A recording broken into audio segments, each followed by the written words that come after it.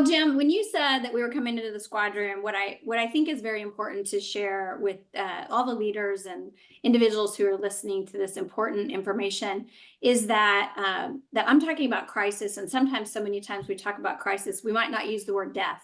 Yeah. And if death is part of that crisis, which was what happened in my situation where I lost my father and son, so it's a very heavy topic, a very heavy topic, and it deserves to be a heavy topic for as long as the people affected feel that it needs to be. But I want you to know that at some point in time there needs to be some levity, and that's why I put on my fun shades and came on a little bit differently. Coming from a law enforcement background, and I think of all the kind of tragic things that I witnessed or others witnessed, that I lived through that with them and whatnot.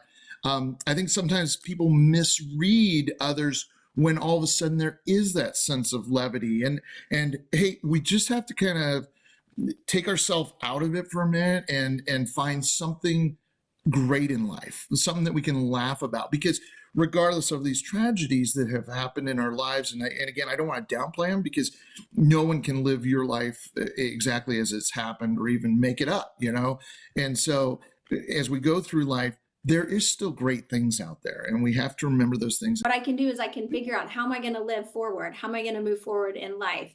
And so that's what we want leaders to do. We want them to say, we can't fix what happened, but what we can do is we can create a really nice pathway, the best pathway we can create for the family members, for the rest of the team, for our team, etc., and keep the company going. But paying attention to people's emotions and how they come back into the workplace. Our team was not prepared for me to be the one that had experienced the crisis. So I think you want to consider experiencing a crisis at different levels of the company. What does that look like?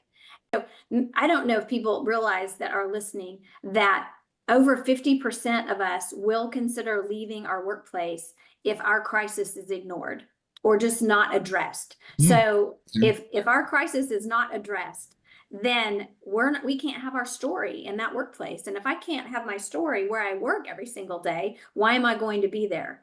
So people would consider leaving. And so to be expected that we can just come back to work in such a quick amount of time, 3 days bereavement, maybe it's 5 days bereavement, and come back and be able to get back to work is really insane.